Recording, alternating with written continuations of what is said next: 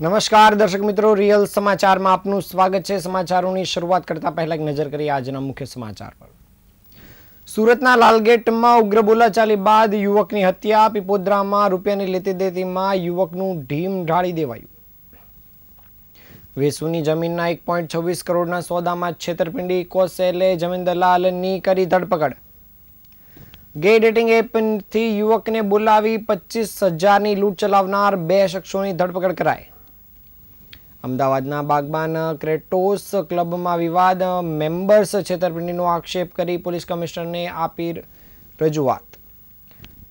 ચોક બજાર વિસ્તારમાં પોલીસનું કોમ્બિંગ। 13 યુવક ઘાતકી હથિયાર સાથે ઝડપાયા। No drugs in Surat city અભિયાન હેઠળ ઉત્તરાયણ પોલીસની મોટી કાર્યવાહી। એમડી ડ્રગ્સ સાથે મુંબઈથી શખ્સ ઝડપાયો।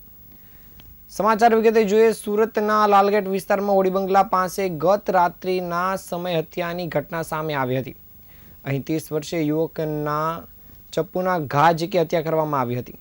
બનાવની જાણ થતાં જ ઉચ્ચ પોલીસ અધિકારીઓનો કાફલો ઘટનાસ્થળ પર દોડી આવ્યો હતો। આ મામલે પોલીસે હત્યાનો ગુનો નોંધી તપાસ શરૂ કરી છે। મૃતક અને આરોપી બંને એકબીજાના સંબંધી જ હોવાનું સામે આવ્યું છે।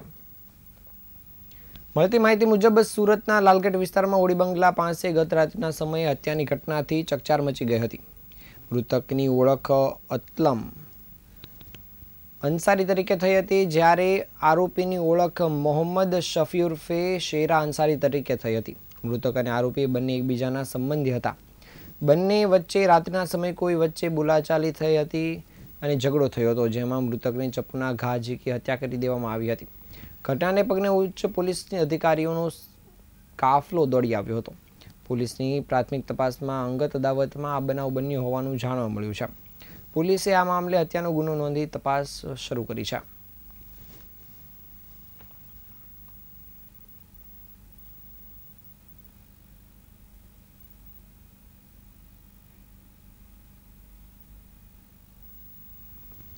વેસુ વિસ્તારમાં આવેલી જમીનના 1.26 કરોડના સોદામાં છેતરપિંડી આચરવામાં આવી છે, જેમાં ઇકોસેલ દ્વારા તપાસનો દોર શરૂ કરવામાં આવ્યો છે। સમગ્ર મામલે વધુ તપાસ હાથ ધરવામાં આવી છે, તેમજ અન્ય ફરાર આરોપીઓની પણ શોધખોળ કરાઈ છે। મળતી માહિતી અંદાજિત અનુસાર સંજય ભાઉવાલાએ વેસુ વિસ્તારમાં આવેલી જમીન ખરીદવા માટે પટેલ પરિવારને 1.26 કરોડની રકમ ચૂકવી હતી। જો કે રકમ મેળવ્યા બાદ આરોપીઓએ ફરિયાદીને અંધારામાં રાખી જમીનનો સાટાઘાટ કરાવી અન્ય વ્યક્તિને વેચી મારતા છેતરપિંડી આચરી હતી। આ મામલે ભોગ બનેલા સંજય ભાઉવાલાએ વેસુ પોલીસ સ્ટેશનમાં ફરિયાદ નોંધાવી હતી અને ફરિયાદના આધારે કેસની તપાસ ઇકોસેલને સોંપવામાં આવી હતી। તપાસ દરમિયાન સામે આવ્યું હતું કે જમીન દલાલ ઇલિયાસ અબ્દુલ હે કાકાએ આ ફરિયાદીને જમીનના મૂળ માલિકો જમીન વેચવા ઈચ્છે છે તેવી માહિતી આપી હતી અને ત્યારબાદ તેનો સંપર્ક અન્ય આરોપીઓ સાથે કરાવ્યો હતો। તપાસમાં તે પણ ખુલ્યું હતું કે જમીનનો સોદો કરવામાં અને સમગ્ર વ્યવહાર ગોઠવવામાં દલાલ તરીકે ઇલિયાસ કાકાની મહત્વપૂર્ણ ભૂમિકા હતી। આરોપીઓએ મળીને ફરિયાદી પાસેથી 1.26 કરોડ પડાવી લીધા બાદ જમીન અન્યની વેચી છેતરપિંડી આચરી હતી। ઇકોસેલે હાલમાં ઇલિયાસ અબ્દુલ હે કાકાની ધરપકડ કરી વધુ તપાસ શરૂ કરી છે।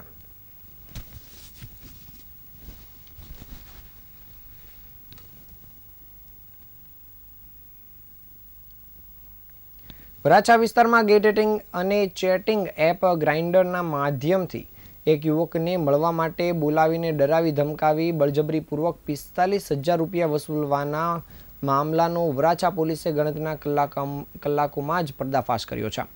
પોલીસે એક આરોપીની ધરપકડ કરી હતી, જ્યારે તેની સાથે આવેલા કાયદાના સંઘર્ષમાં રહેલા કિશોરની પણ ધરપકડ કરવામાં આવી છે। મળતી માહિતી મુજબ વરાછા પોલીસ સ્ટેશનમાં નોંધાયેલા મામલાની તપાસ શરૂ કરવામાં આવી હતી। દરમિયાન પોલીસે ટેકનિકલ સર્વેલન્સ અને હ્યુમન ઇન્ટેલિજન્સના આ માધ્યમથી આરોપીઓની શોધખોળ શરૂ કરી હતી। તપાસ દરમિયાન પોલીસને મહત્વપૂર્ણ કડીઓ મળી આવી હતી, જેના આધારે પોલીસે વિજય મકવાણા તેમજ એક કિશોરની ધરપકડ કરી હતી। પ્રાથમિક તપાસમાં સામે આવ્યું છે કે આરોપીઓએ ગ્રાઇન્ડર એપનો ઉપયોગ કર્યો હતો। પોલીસ ઇન્સ્પેક્ટરે જણાવ્યું હતું કે પકડાયેલા સગીર પીડિત સાથે ફોન પર બધી વાત કરી હતી। ત્યારબાદ વરાછા બોલાવવામાં આવ્યો હતો અને ત્યાંથી પૂણા તરફ પાર્કિંગમાં લઈ જવામાં આવ્યો હતો। 3 લોકો હાજર હતા અને પીડિત બદનામીના ડરથી આગળ આવતો નથી। પકડાયેલા બંને આરોપીઓ 7,000 રૂપિયા કબજે કરવામાં આવ્યા છે અને બાકીના પૈસા અન્ય આરોપીઓ લઈને ફરાર થઈ ગયા હોવાનું પણ સામે આવ્યું છે. હાલ પોલીસ દ્વારા આરોપીની ધરપકડ કરવાની સાથોસાથ વધુ તપાસ કામગીરી શરૂ કરાઈ છે.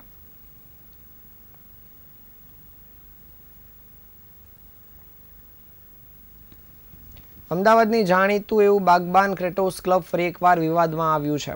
ક્લબના અનેક મેમ્બર્સ મેનેજમેન્ટ સામે છેતરપિંડી અને આપેલા વાયદાઓથી મુકરવાનો ગંભીર આક્ષેપ કરતા ન્યાય માટે પોલીસ કમિશનર સમક્ષ લેખિત રજૂઆત કરી છે.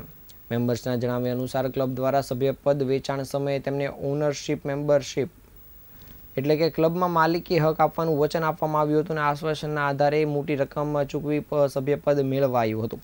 જો કે વર્ષો વીતી જવા છતાં આજ દિન સુધી કોઈ માલિકી હક સંબંધિત દસ્તાવેજો આપવામાં આવ્યા નથી. ક્લબના સભ્ય દિનેશ શાહે આક્ષેપ કર્યા છે કે હવે મેનેજમેન્ટ દ્વારા અગાઉ આપેલા ઓનરશિપના વાયદાને બાજુ પર મૂકીને માત્ર 20 વર્ષની સામાન્ય મેમ્બરશિપ સ્વીકારી લેવા માટે સભ્યો પર તરત દબાણ કરવામાં આવી રહ્યું છે. આ માટે ફોન કોલ્સ અને અન્ય માધ્યમો દ્વારા સભ્યોને મનાવવાના પ્રયાસો થઈ રહ્યા હોવાનું પણ જાણવા મળ્યું છે. સભ્યોના કહેવા મુજબ આ મુદ્દે અનેક વખત ક્લબ મેનેજમેન્ટ સમક્ષ મૌખિક રજૂઆત કરવામાં આવી હતી, પરંતુ કોઈ સંતોષકારક જવાબ કે ઉકેલ મળ્યો નથી, જેના કારણે કંટાળેલા સભ્યોએ આખરે કાયદાકીય માર્ગ અપનાવવાનો નિર્ણય કર્યો છે. આ મામલે મેમ્બર્સે પોલીસ કમિશનરને લેખિત આવેદનપત્ર આપી સમગ્ર ઘટનાની તપાસ કરવા માટે માંગ કરી છે.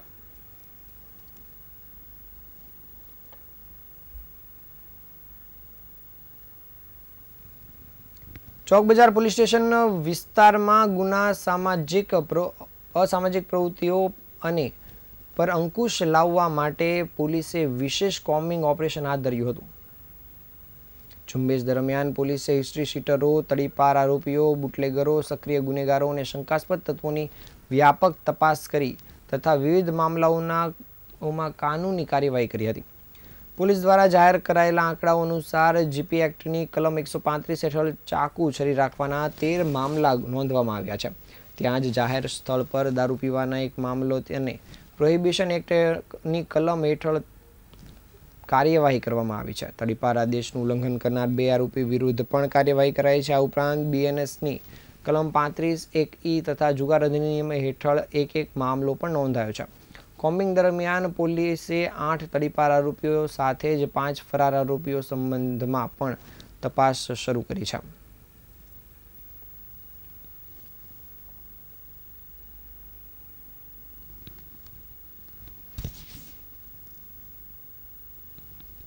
સુરત પોલીસ કમિશનર અનુપમસિંહ ગહેલોતના માર્ગદર્શન હેઠળ ચાલી રહેલા no drugs in Surat city અભિયાન અંતર્ગત ઉત્તરાણ પોલીસે એનડીપીએસ એક્ટ હેઠળ કાર્યવાહી કરી એમડી ડ્રગ્સના જથ્થા સાથે એક આરોપીની ધરપકડ કરી છે.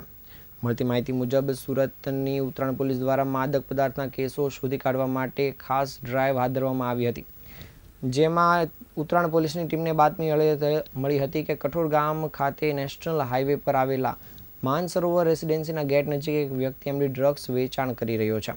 બાતમીના આધારે ઉત્તરાયણ પોલીસની અલગ અલગ ટીમો બનાવી સરકારી પંચોની હાજરીમાં સ્થળ પર રેડ કરવામાં આવી હતી અને દરમિયાન પોલીસે એક શંકાસ્પદ વ્યક્તિને ઝડપી પાડી તેની તપાસ કરતા તેની પાસેથી માદક પદાર્થ મળી આવ્યો હતો. પકડાયેલા આરોપીની ઓળખ મોહમ્મદ અલી સુલેમાન મંસૂરી તરીકે થઈ છે. આરોપી હાલ મુંબઈના ભીંડી બજાર વિસ્તારમાં રહે છે અને તેનું મૂળ વતન અમરેલી જિલ્લાનું છે. આ મામલે ઉત્તરાયણ પોલીસ દ્વારા ગુનો નોંધી આગળની તપાસ કામગીરી શરૂ કરાઈ છે.